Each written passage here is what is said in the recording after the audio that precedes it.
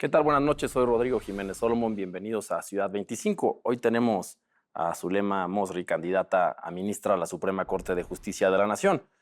Esta elección judicial, que no sé si usted se acuerda, pero en México hace unos sexenios se hablaba de reformas constitucionales de gran calado. Esos adjetivos se utilizaban, pero ninguna de esas y de las casi 70 que ha llevado a cabo el gobierno federal con la presidenta Sheinbaum y el Congreso de la Unión, tiene el calado, tiene la importancia, tiene el cambio de régimen que implica la reforma judicial. Una reforma que se debatió poco, que se votó pronto y que en menos de 6 meses ya está esta elección en puerta. Estamos a menos de 100 días ya de que el pueblo mexicano elija a sus juzgadores, a sus juzgadoras, y el reto ya está aquí enfrente. Es un cambio de paradigma importante.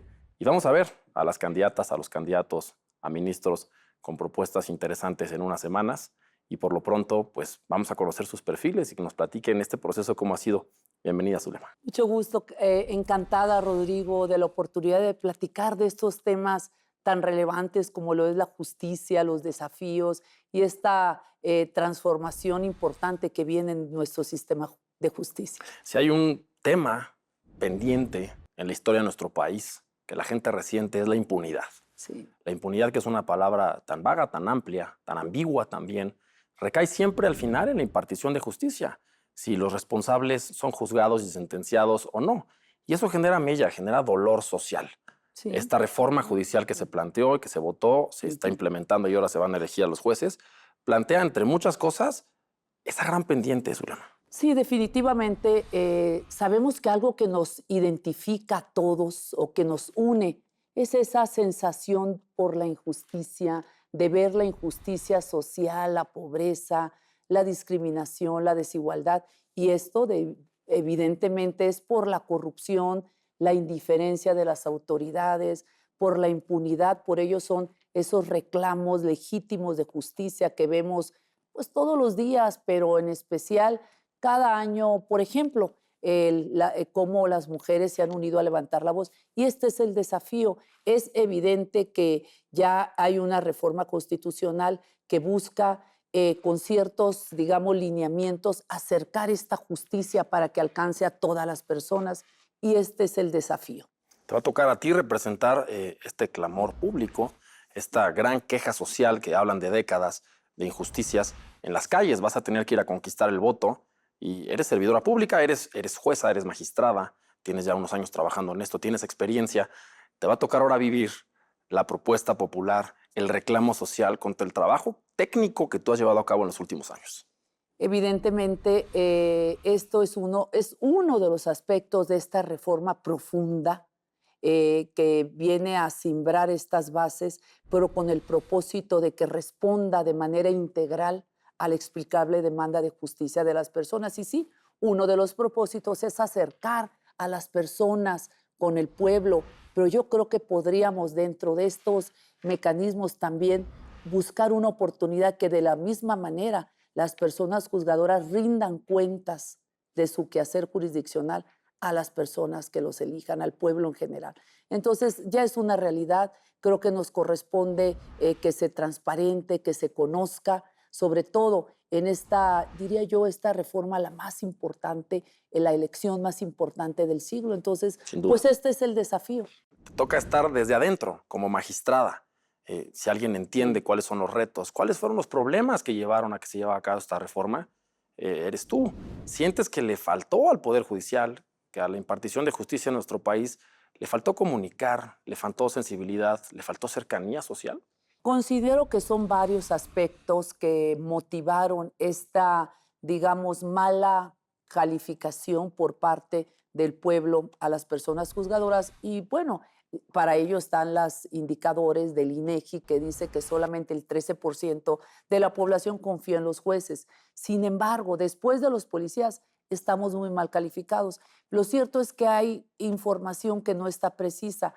Confunden la responsabilidad de las fiscalías, de la policía, de los jueces locales, los jueces federales. Yo te diría, Rodrigo, definitivamente hemos avanzado en temas de derechos humanos, nos hemos capacitado desde hace ya 14, 15 años con un trabajo permanente, constante de formación, porque ser juez no implica que puedas hacer el trabajo simplemente por un nombramiento. Implica un trabajo, un compromiso, una vocación. Claro. Que tenemos años, décadas formándonos para aplicar estas herramientas de derechos humanos en beneficio de la gente. Pero sí, como dices, todavía hay un reto. Las personas tienen esa insatisfacción de justicia, por eso prefieren hacerse justicia o ni siquiera recurrir a los mecanismos formales de la justicia cotidiana. No confían porque cuesta, porque hay barreras, por mucha razón, por la indiferencia de las autoridades, por el rezago, en concreto por la corrupción. El problema es la corrupción. Tenemos que generar mecanismos para desincentivar o quitar esos problemas, esos obstáculos que impiden a las personas, sobre todo a los más vulnerables. La gente ya no quiere una justicia de moches ni palancas. La gente quiere una justicia real, en serio. Tú participaste en este proceso de preselección, de filtros para ahora ser candidata a ministra. Fue un proceso fast track de una reforma que se hizo muy rápido. Tuvo atropellos en algunos sentidos, en otras cosas salió bien. ¿Tú cómo te sentiste en este proceso? Bueno, yo me sentí, simplemente lo hice con una responsabilidad, un sentido de responsabilidad con México. Me siento bien, tranquila de acudir a este llamado y ofrecerle al país mi formación académica sólida, mi experiencia profesional en diferentes poderes del Estado, pero con experiencia como juzgadora, más de miles de sentencias en temas de Estado, en temas de orden público, temas relevantes de cuestiones que es competencia del Tribunal Federal de Justicia Administrativa. Creo que nos desarrolla un sentido muy especial respecto a la responsabilidad que debemos de tener al momento de emitir un fallo. Claro. Entonces, ¿cómo me sentí? Pues tranquila, yo estoy haciendo lo correcto, lo que suceda, pues ya no depende de mí. Yo estoy siendo congruente entre mis convicciones, mis causas, mi lucha, ser una mexicana incuestionable, pero sobre todo dejar una buena huella de compromiso. Y es lo que he hecho aquí en el Tribunal Federal y en todos los espacios donde he servido a México. ¿Tienes la experiencia técnica suficiente para decidir sobre los casos más importantes que llegan a ese Tribunal Supremo de nuestro país? Tengo experiencia profesional por haber trabajado en diferentes poderes del Estado, conozco al Estado, al gobierno en acción, conozco desde la cúspide del triángulo procesal, me refiero a donde estoy actualmente como magistrada, cuáles son los errores, las fallas, las anomalías, pero también veo cómo se aprovechan o se capturan indebidamente herramientas de derechos humanos para otros, digamos, intereses que no son aquellos grupos o personas vulnerables para quienes nosotros nos formamos y capacitamos.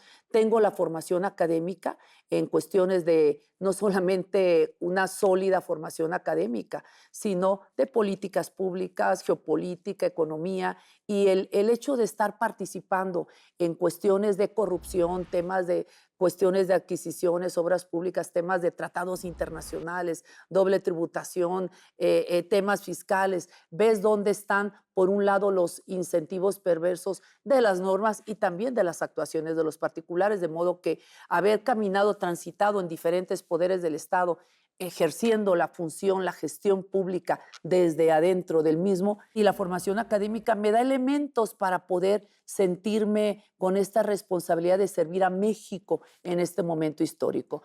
Pero soy una mexicana que simplemente quiere ser útil al país y lo haré desde el lugar en el que me encuentre. Zulema, yo me imagino que te pasaba como a mí cuando yo era estudiante de Derecho. Decías, la Suprema Corte de Justicia de la Nación, el máximo tribunal, la cúspide de la pirámide, donde están los mejores abogados de México. Cuando yo estudié, había poquitas ministras.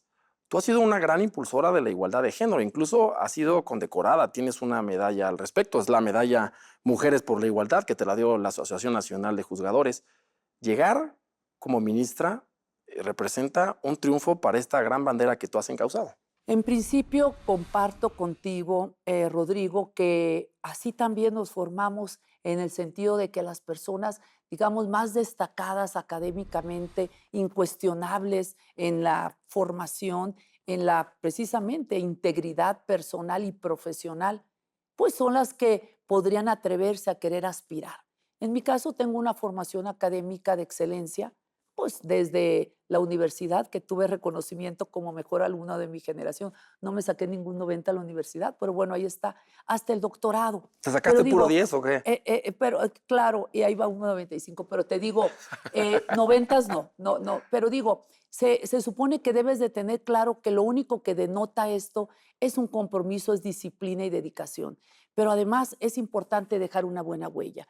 En el Tribunal Federal de Justicia Administrativa, cuando llegué a la sala superior mediante concurso de oposición, me quedó claro que yo tenía que hacer algo más, regresarle a México, algo más al tener la oportunidad de formar parte del órgano de gobierno. Y yo lo digo de cierta manera, llegué a sembrar la semilla de la igualdad. Pues esta semilla, con más de 1000 cursos de capacitación y talleres, sensibilización y política pública, pues logramos que diera frutos la semilla. Ya tenemos 11 años emitiendo concursos o convocatorias para concursos de sentencias con perspectiva de género. Ya hemos dado cuenta de sentencias en materia fiscal y en administrativa, 26 salas de lactancia, la licencia de paternidad, antes inclusive que se aprobara en la Ley Federal del Trabajo. Tenemos la certificación de la norma mexicana número 25 en materia de igualdad laboral. Fue la que pues técnicamente señaló la importancia de que se eliminara el IVA a los artículos de gestión menstrual. Por mi formación dentro de los temas de fiscales, pues te da esta posibilidad de poder incidir en que se modifique la política tributaria para eliminar el IVA a los artículos de gestión menstrual, porque son cuestiones biológicas no optativas para las mujeres, es decir, no son artículos de lujo. Entonces, Claro. pues con esta responsabilidad social y por ser magistrada en esta materia, propuse en los medios eso, y ya después siguieron los movimientos de mujeres activistas, porque únicamente a las mujeres se nos ocurre esto.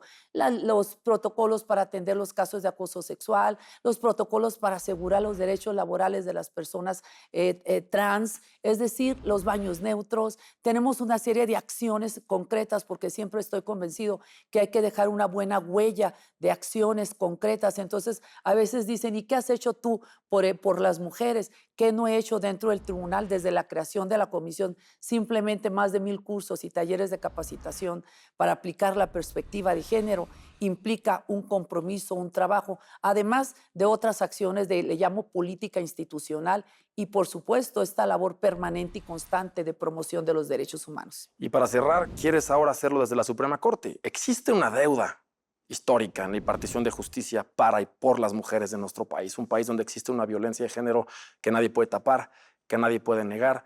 Las ministras que van a integrar la Corte de nuestro país tienen que empujar esta agenda.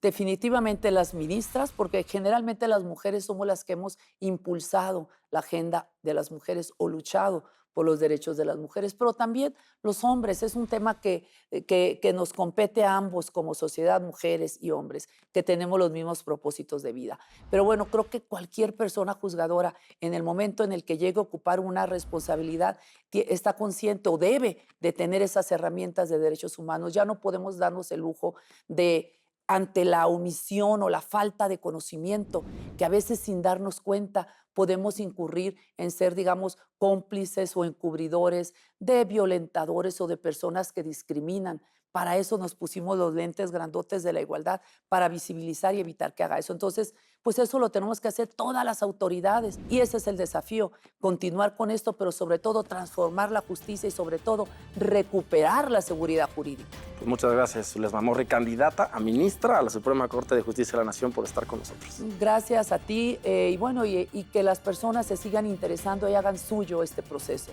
electoral. Muchas gracias.